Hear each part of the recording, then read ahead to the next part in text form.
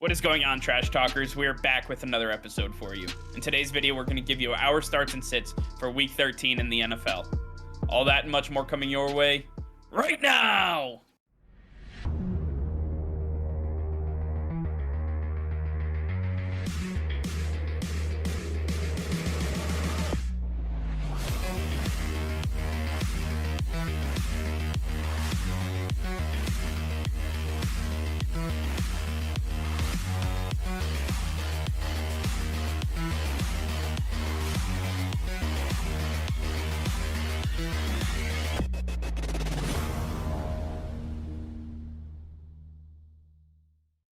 Hey Trash Talkers, over 85% of you are still not subscribed to the channel.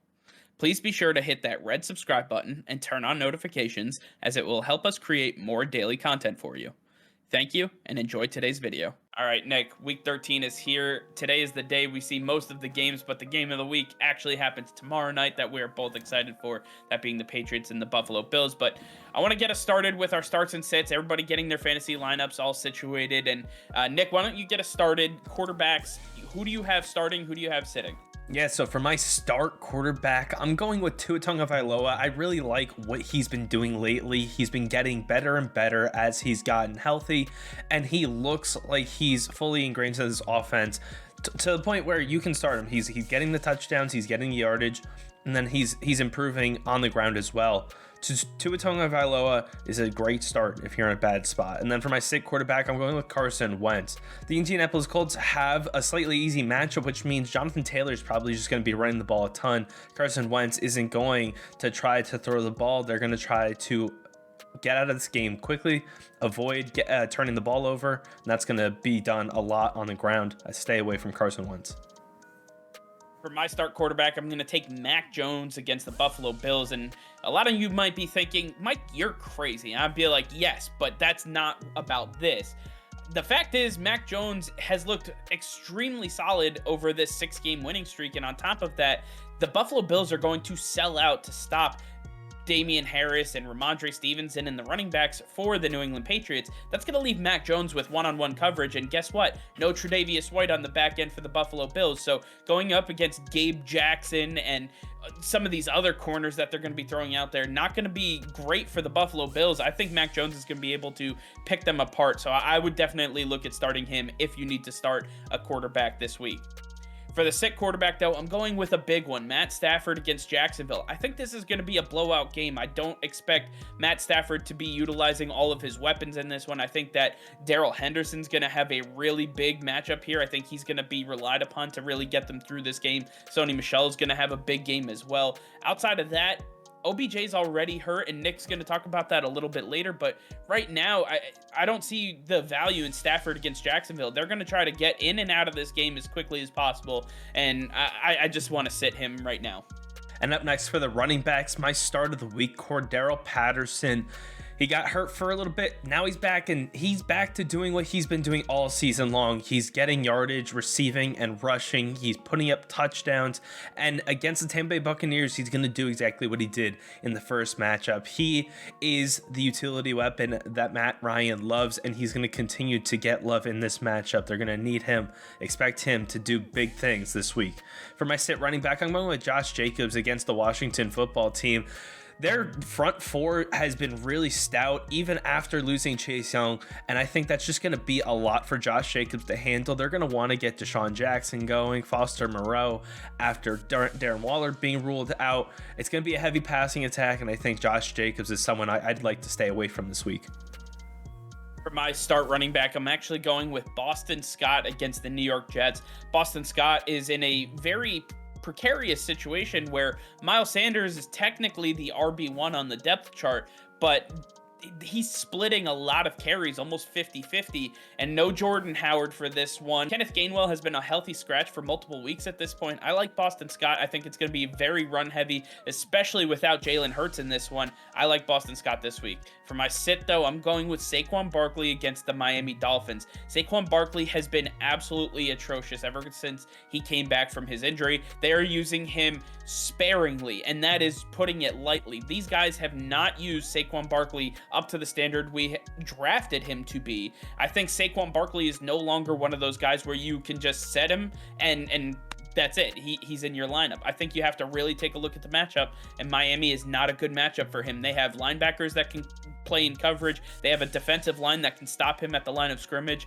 I think this is a bad matchup. I'm setting Saquon Barkley. And up next for the wide receivers, I'm starting Devonta Smith against the New York Jets. I don't care if Jalen Hurts is out. I believe in Gardner Minshew to get the ball to a guy that's going to be completely wide open. The secondary for the Jets is abysmal, and Devonta Smith's one of the most precise route runners. This is going to be a big statement game for him. I really like the play this week. And for my sit wide receiver, I'm going with Odell Beckham Jr. As you mentioned, he is a little banged up, and I believe we're going to see Matthew Stafford getting back to throwing the ball constantly to Cooper Kupp. He's not going to be looking for OBJ as much as he did last week, and I just don't think that you can rely on OBJ to do exactly what he did last week. So I'm staying away from him until he shows a little bit more consistency in this offense.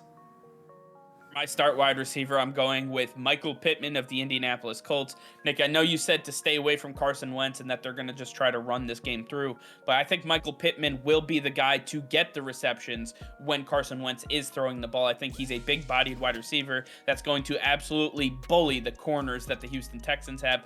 I believe Michael Pittman is clearly the number one receiving option on this team, and there's almost not a reason to sit this guy. I think he is almost a start him and just let him ride from now on. So I'm right there with Michael Pittman. I really believe in him. But on my sit wide receivers, I'm sticking with the same game.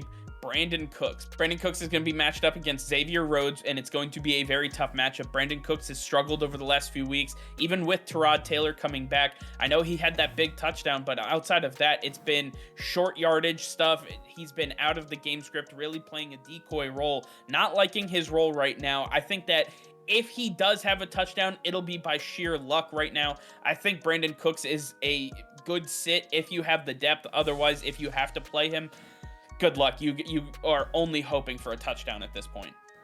And finally, for our tight ends, I was going to go with Logan Thomas as my start, except now I'm going with Foster Moreau with the news of no Darren Waller. I believe Foster Moreau is going to get a lot of targets. It's just Derek Carr loves the position, and we saw last time Darren Waller was out, Foster Moreau got a heavy target share, and he had a high catch percentage. This guy is a great player. He just needs to get the opportunities, and he's definitely going to get that this week. So I think he's a great start. For my sit tight end, I'm going with Mike Gesicki. He may be a top 5 tight end on the year, but Mike Gesicki has definitely had his down games, and I believe that this is another game where I just don't like the matchup. I believe that he's not going to get the looks from Tua. Tua is going to be looking for his wide receivers when he has the easy ability to throw the ball deep downfield, or he's going to look to run with the football. Now that he's fully healthy, he's able to play a little bit more mobile. So I just think Mike Gesicki might be worked out of the game plan for this week.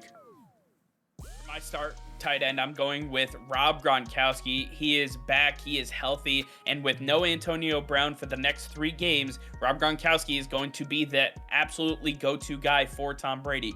If you know anything about Brady and the way he operates his offense, he goes to the guy he trusts first, he goes to the guy he trusts second, and then he looks for anybody else. But after that, it's kind of a crapshoot. Mike Evans, a big-bodied receiver. Rob Gronkowski, he's going to be the big-body guy in the middle of the field. I love the rapport that he has with Gronk, and he's going to keep it going. Start Gronk if you have him.